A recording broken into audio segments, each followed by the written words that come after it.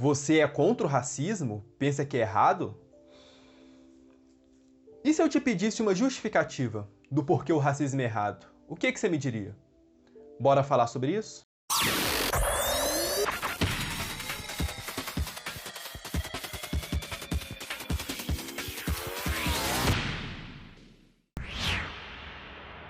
Olá, eu sou o Vitor, graduando de Filosofia na UFOP.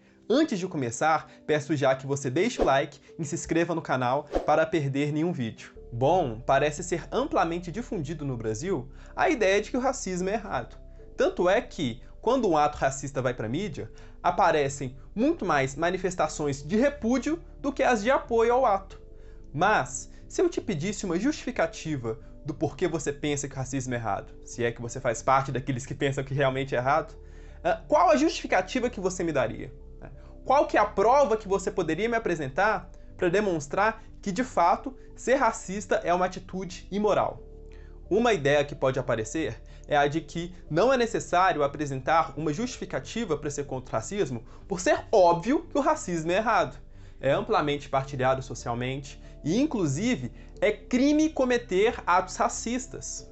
Porém, não parece ser um bom caminho, pois o racismo ser errado torna-se, então, apenas uma questão contextual de época. Se estivéssemos vivendo em meados do século XVI, teríamos de assumir, então, que o racismo é correto, porque era amplamente difundida a ideia de que haviam raças superiores a outras, o racismo não era crime e etc. Aí que vamos para uma justificativa muito comum que é dada para fundamentar a imoralidade do racismo, que é a ideia de que o racismo é errado apenas porque não há diferenças biológicas entre negros e brancos. Você defende essa ideia? Pois bem, essa ideia parece ser promissora à primeira vista, mas precisamos conversar sobre uma historinha.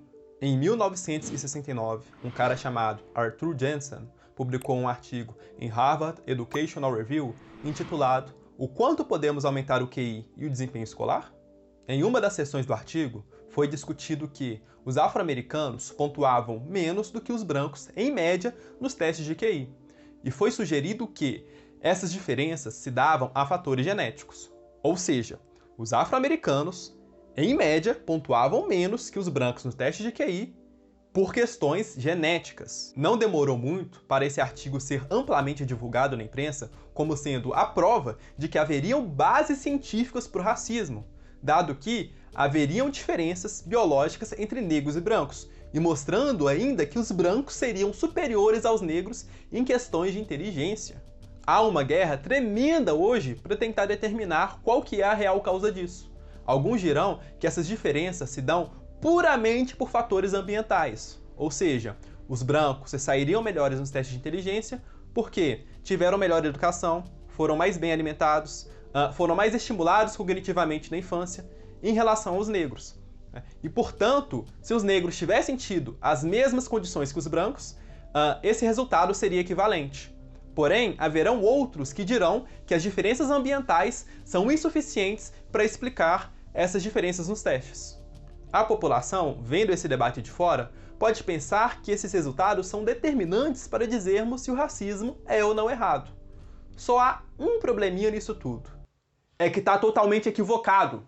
Esse fenômeno é intitulado pelo filósofo Murchow como sendo o antirracista racista, que é aquele cara que se diz contra o racismo, mas aceita a mesmíssima tese filosófica do cara racista, que é a de que, se houvesse diferenças biológicas entre negros e brancos, então o racismo estaria justificado. Ele só pensa que não há diferenças biológicas. Porém, se houvessem diferenças, ele não teria mais nada a dizer. O problema real não são as diferenças entre raças, mas sim o pressuposto filosófico de que elas são determinantes para dizermos se o racismo é ou não errado. Um antirracista consistente diria que, mesmo se fosse o caso que houvesse diferenças, ainda assim seria errado e injustificado ser racista.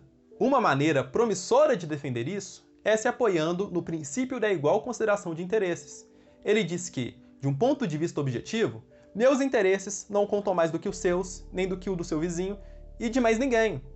É meramente arbitrário você querer privilegiar os interesses de uma etnia, de sexo ou de qualquer outro grupo em detrimento de outro por achar que eles são superiores.